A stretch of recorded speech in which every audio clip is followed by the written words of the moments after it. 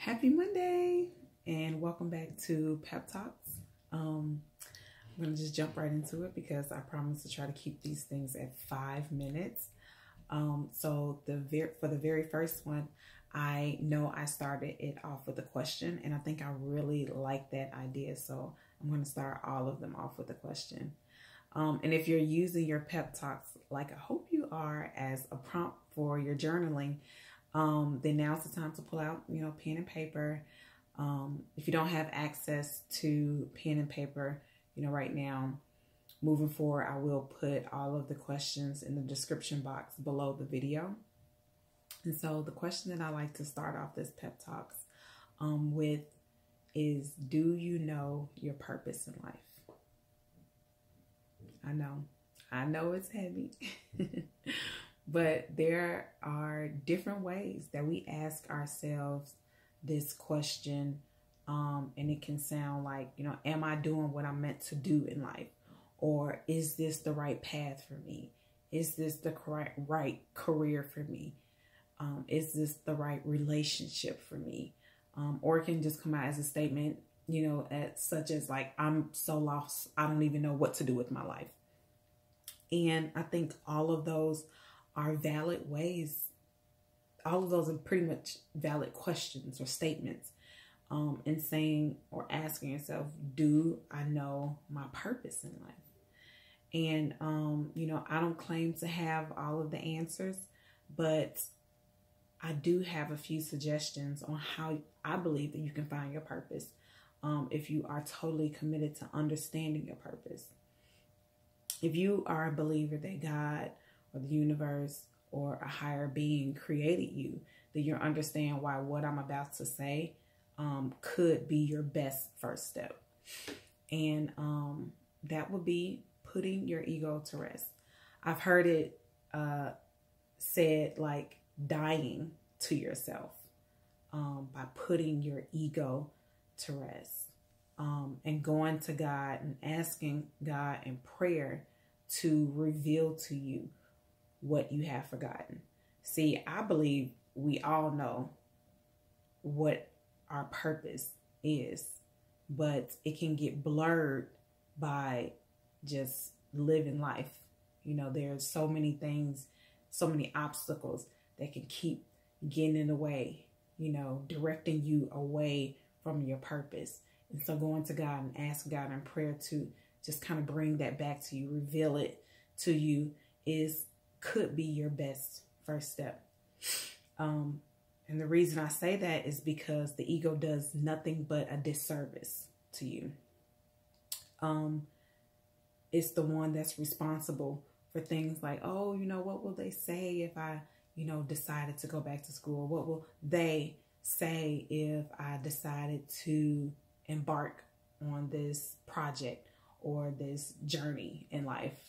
The ego will say things like, this ain't me, so I'm not going to try it. Or it'll say, I don't think I'm good enough, or I don't think I'm ready. Or it'll say, I think I'm too good, and I think I'm too good to be seen starting from the bottom. Put the ego to rest.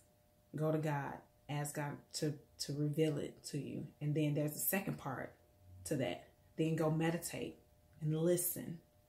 Listen to what God reveals to you.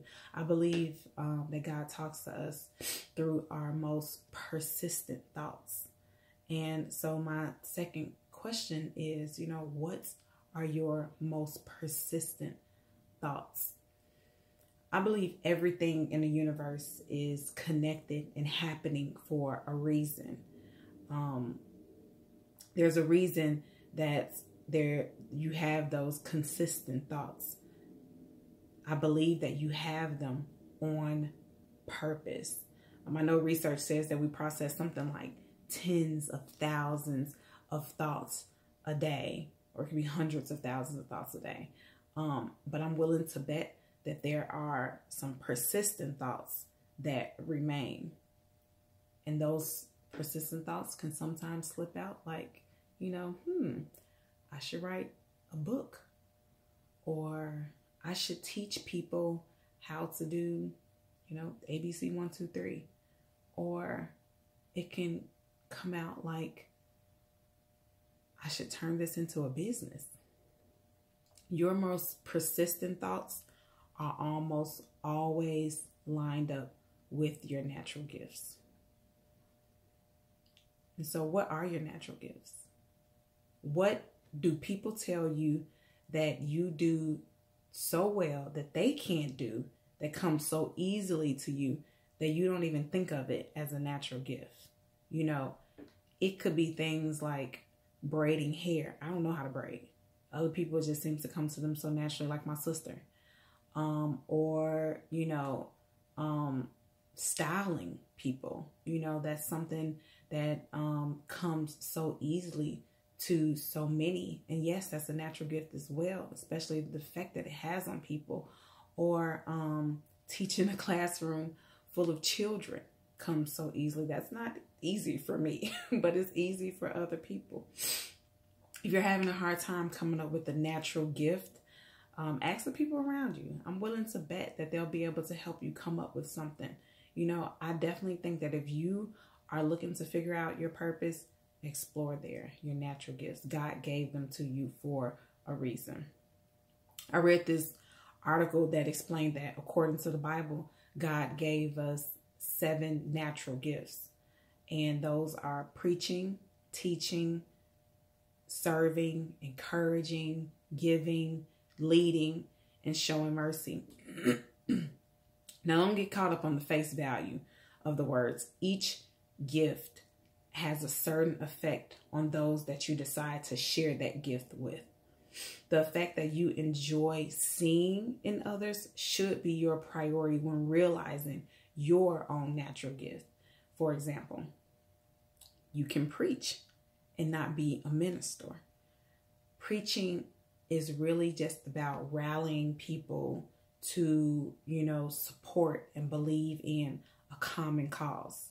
Or you can teach without being a professor. There are plenty of blogs that teach people how to do all kinds of things. Teaching is simply just helping people understand the mechanics of a thing. You can show mercy without being a missionary. You could do that by creating a program that feeds the homeless. There's a program that we have here in Chicago, and I know it's in other cities, called #lunchbag. That whole idea could have been someone's just natural, lined up with someone's natural gift. And that is showing mercy to those less fortunate than us. Or you can start a program that slows down the preschool to prison pipeline for little Black boys. Showing mercy is really just about validating the existence of other humans. And the same thing goes for the other natural gifts. Ultimately, what I'm saying is that there are many ways to use your natural gifts. The most important thing is that you should use them now. And I know it can seem like it, but understanding your purpose is not this impossible math problem that you must solve.